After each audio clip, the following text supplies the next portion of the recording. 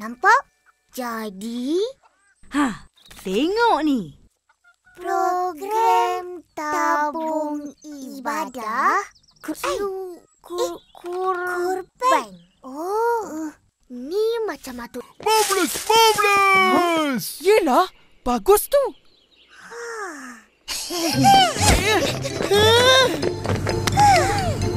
Tepi-tepi.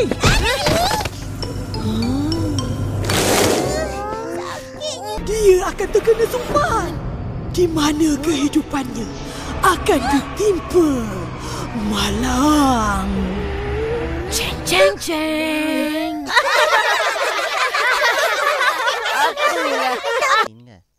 Dengar tu Saleh. Atong. Budak-budak pun tahu rasuah tu salah. Malulah sikit. Upin, Ipin. Rasuah. Pingsan pula. Baru latihan.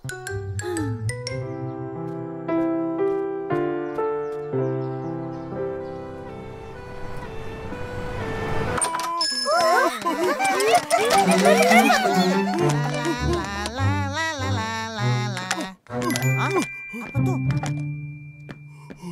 Macam mana boleh jatuh? Macam Apa tu?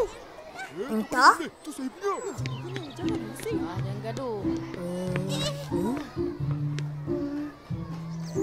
Barang apa ni?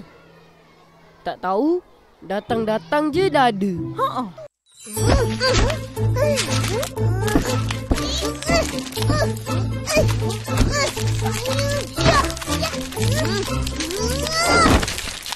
Cepupi. Ish, engkau ni Ros. Tak baik buat ke adik-adik engkau macam tu. Yelah, Opah.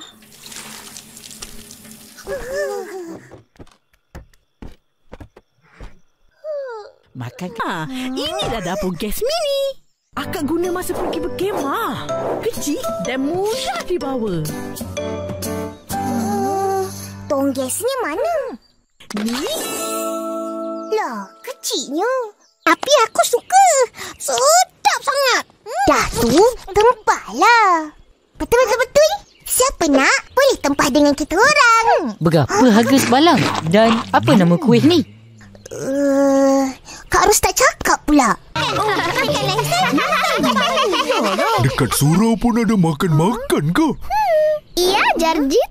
1 bulan puasa, 1 bulan itu banyak makanan. Makan bila buka puasa? Upin, Ipin. Rasuah tu bukan setakat kasih duit aja.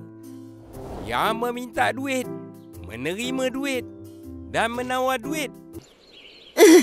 Satu lagi ABCD untuk Uncle Atong. Okey, siap. Ya, terima kasih ya, Ehsan.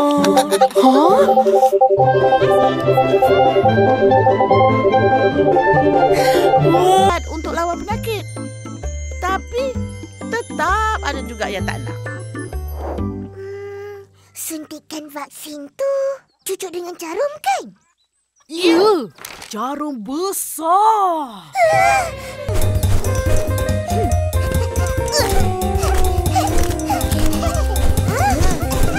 Kita boleh buat.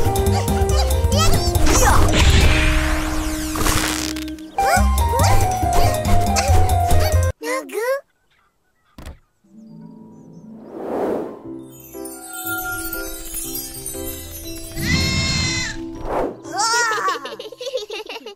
Tapi tak pernah tengok pun.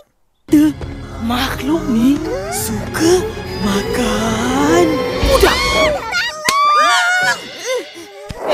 Mana ada? Badut ni bukan makhluk asing. Dia penghibur yang kelakar dan menyeronokkan.